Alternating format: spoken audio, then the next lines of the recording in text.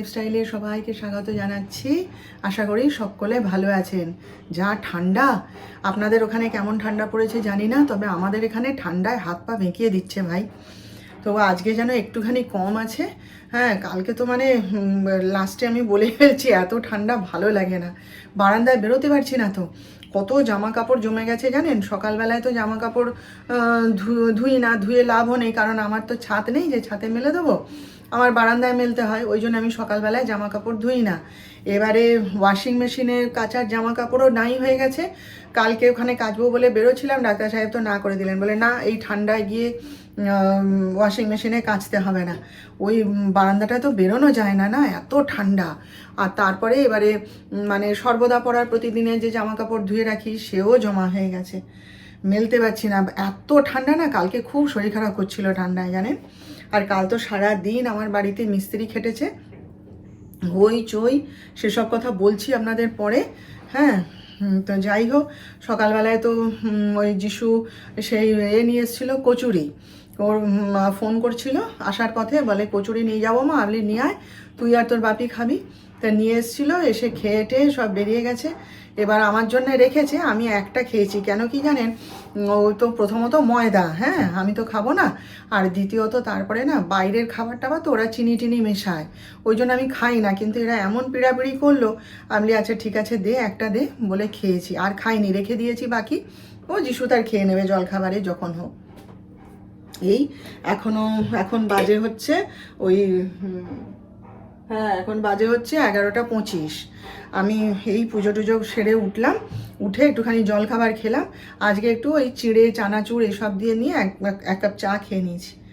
Dahlia বানাবো জানেন, ডালিয়াটা এনে রেখেছি। সবাই বলে ডালিয়া খাও, তুমি যখন ওটস খাও তুমি ডালিয়া খাও, কিন্তু সে আর আমার বানানো হচ্ছে না, সময় পাই না। তো যাই হোক, চলুন কাজ করতে করতে আপনাদের সঙ্গে কথা বলবো, কালকের কথা সব জানাবো। আপনারা সঙ্গে থাকুন, আমার দেখতে থাকুন। আজকে হচ্ছে গিয়ে সোমবার, তাই তো। তো চলুন। হ্যাঁ, অনেকদিন পেঁয়াজি ভাজিনি জানেন, পেঁয়াজি তো নয়, পেঁয়াজের বড়া আর কি। যাই হোক, অনেকদিন ভাজিনি। ডালের সঙ্গে খেতে কি দারুণ লাগে না, আমার তো খুব ভালো লাগে। তাই আজকে ভাবলাম যে সেরকম তো কিছু রান্না করার নেই, তাহলে আজকে একটুখানি পেঁয়াজি ভাজি, গরম গরম পেঁয়াজি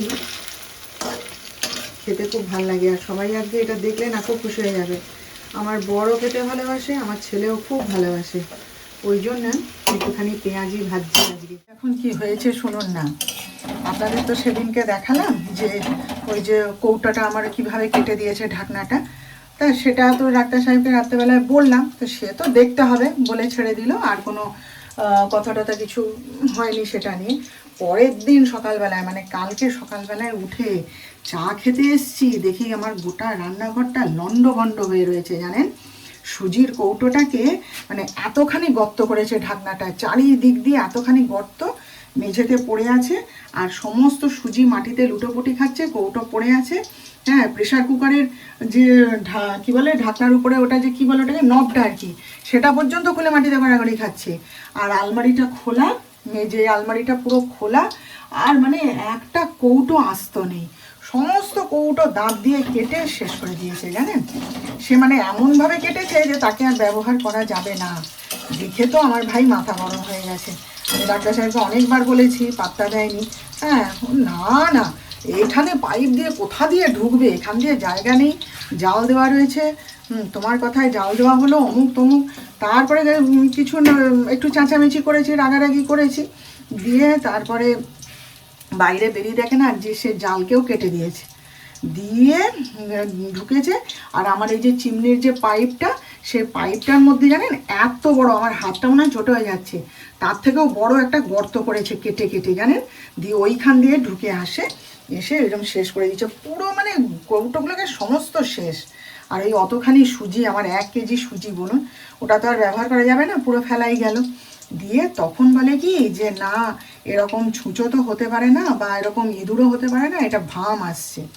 হ্যাঁ, দিয়ে তখন আমি যিশুও বলছে, বলে হ্যাঁ বাপি আমি দেখেছি, ওর ইয়া বড় মোটা একটা লেজ, আর চোখ দুটো না লাল বোতামের মতন জলে রাত্রেবেলায়। বলে তাহলে তো ওটা ইঁদুর নয়, ওটা তো তাহলে ভাম।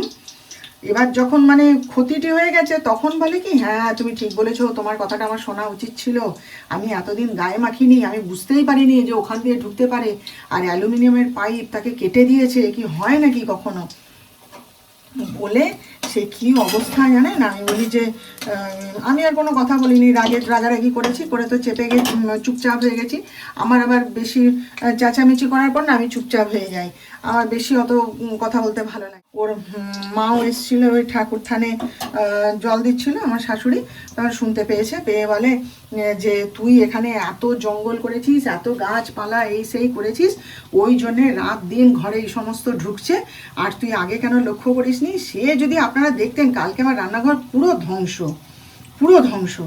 হ্যাঁ, দিয়ে তারপরে ওই সকাল তাড়াতাড়ি গিয়ে মিস্ত্রিকে খবর দিল, মিস্ত্রি এসে দেখে পুরো অবাক হয়ে গেছে। আর পাইপটাকে যে এতটা কেটেছে সে আপনারা না দেখলে বিশ্বাস করবে না, জানেন ওইভাবে কেউ পাইপ কাটতে পারে।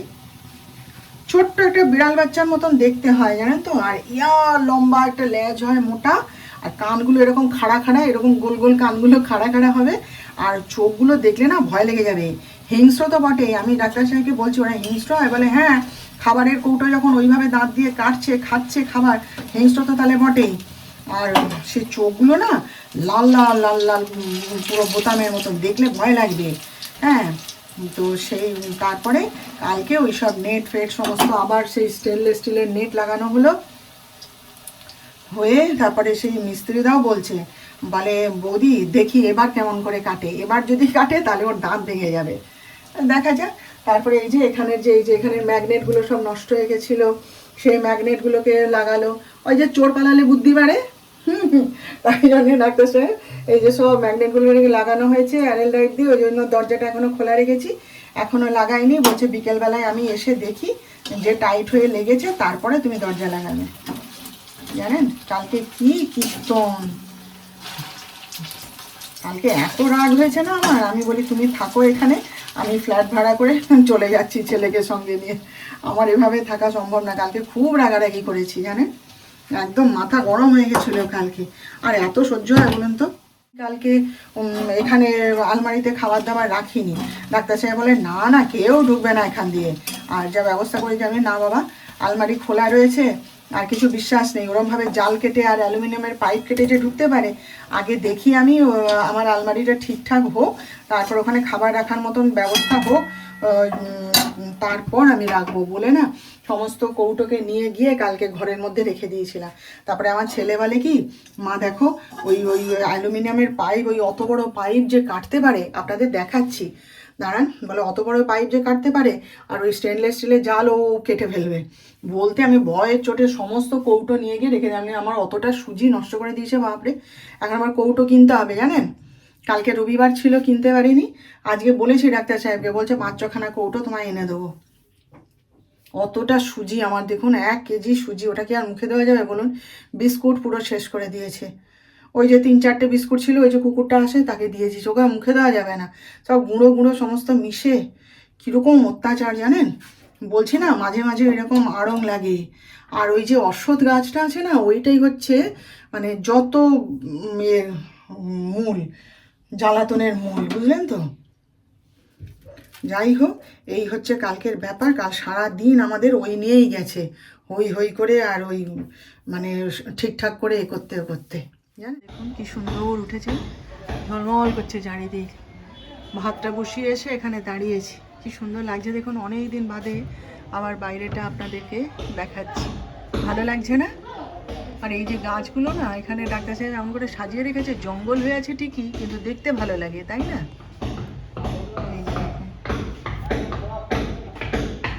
আর এই যে অশ্বত্থ গাছ না, যেহেতু এর নিচে ঠাকুর থান আছে, এটাই কেউ হাতও দিতে চায় না, এটাই হয়েছে সমস্যা। আর এ একবারে মানে বিশাল বপু ছড়িয়ে দাঁড়িয়ে আছে, যত গন্ডগোল এর থেকে, এই গাছেই সাপ থাকে, এই গাছেই ওই ভাম থাকে, হ্যাঁ এই গাছেই যত কিছু, একে নিয়েই যত জ্বালা, বুঝলেন তো।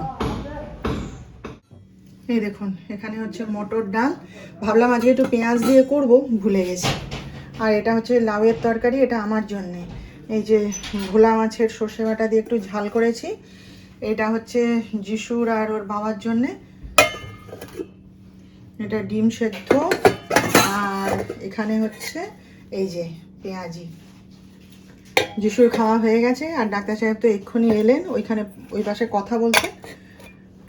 আসুক, খেতে দিয়ে দেবো।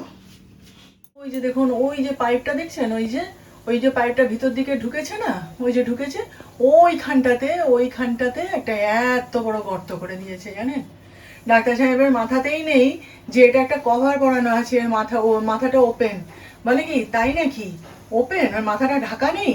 বলে হাত দিয়ে দেখে বলে ও হো হো হো হো, তাই তো জানেন, ওইখানটা এত বড় গর্ত করে দিয়েছে, যার ফলে চিমনি চালিয়েও কোনো লাভ হচ্ছে না, সে হয়ে যাচ্ছে। Good evening. তো এখন বাজে হচ্ছে 8টা। এই সিরিয়ালটা দেখবো বলে বসেছি। তা কণা তো রান্না টান্না করে দিয়ে চলে গেছে। যিশু এখন সেই ওবেলার অনেকখানি ভাত বেঁচেছিল, প্রায় 1 বাটি মতো ভাত বেঁচেছিল। তো বলে মা আমি তোমাকে একটা খাবার বানিয়ে খাওয়াচ্ছি, দাঁড়াও। তাই বলি বানা। তা ওই যে খাবার বানাচ্ছে সে, বলে আমি একটা দারুণ বানাবো খাবার, তুমি খেয়ে দেখো কীরকম লাগে। বলে ওই কড়াইটা ধুয়ে দিয়ে এলাম, ও তার বানাচ্ছে, দেখা যাক কি বানায়। আর আজকে আর বাইরে বেরোয়নি, কারণ প্রচণ্ড ঠান্ডা বাইরে, জানেন তো। ডাক্তার সাহেব তো অসুস্থ হয়ে পড়েছে, অত মুড়ি দিয়ে ওরকম পুরো প্যাক আপ হয়ে বাইরে বেরোচ্ছে, মাস্ক পরে এ করে, তবুও দেখুন কি কাশি আর কি পরিমাণ নাক দিয়ে জল ঝরছে। তাই জন্যে আর বেরোচ্ছি না। আর এত ঠান্ডার মধ্যে না ঘরে থাকতেই ভালো লাগে, তাই না বলুন? প্রচণ্ড ঠান্ডা, তারপরে আজকে আর কোনো দরকারও নেই। আমি বলি না বাবা, আজকে একটুখানি ঘরেই থাকি, ঘরেই বসি চুপচাপ, একটু পা মেলে দিয়ে, পাগুলোতেও ব্যথা প্রচুর।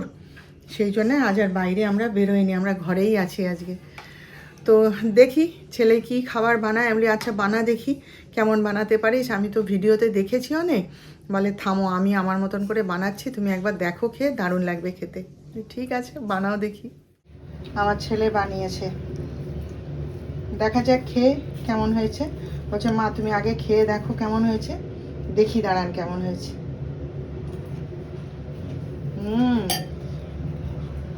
গরম খাসা হয়েছে, খুব সুন্দর হয়েছে। লেবুর রস দিয়েছিস না? খুব সুন্দর হয়েছে। এই যে দেখুন বাঁধাকপির তরকারি আর রুটি, আর এই যে যিশু তার বাপির জন্য রেখে দিয়েছে, ব্যাস এই। আর আমি একটুখানি আজকে ওই দুধ রুটি খেয়ে নেব, আমার জন্য আর কিছু তরকারি আমি করাইনি, আর যিশুর খাওয়া হয়ে গেছে। আমি বারবার শুধু আসছি আর একটু করে রান্নাঘরে উঁকি মেরে দেখে যাচ্ছি, জানেন কোনো আওয়াজ হচ্ছে কিনা। আজকের মতো রাখি, ডাক্তার সাহেবকে ডাকি, ডেকে খেয়ে নিতে বলি, কেন কি ওর শরীরটা ভালো নেই তো। আর যদি একবার শুয়ে পড়ে না, ঠান্ডা কাল এখন, ঠান্ডার মধ্যে আর লেপ থেকে বেরিয়ে এসে খেতে ইচ্ছে করবে না, জানেন। ও যেদিন এরকম ঘুমিয়ে পড়ে না, সেদিন খেতে খেতে সে 1টা 1:30 বাজিয়ে দেয়, ডাকতে ডাকতে উঠবে। তারপর দেখি আমিও খেয়ে নেবো, আর ওকেও বলি খেয়ে নিতে। তাহলে আজকের মতো রাখলাম, আবার আমাদের দেখা হবে। আপনারা ভালো থাকবেন, আর আজকের ভিডিওটা ভালো লাগলে একটা লাইক, শেয়ার ও সাবস্ক্রাইব প্লিজ করে দেবেন।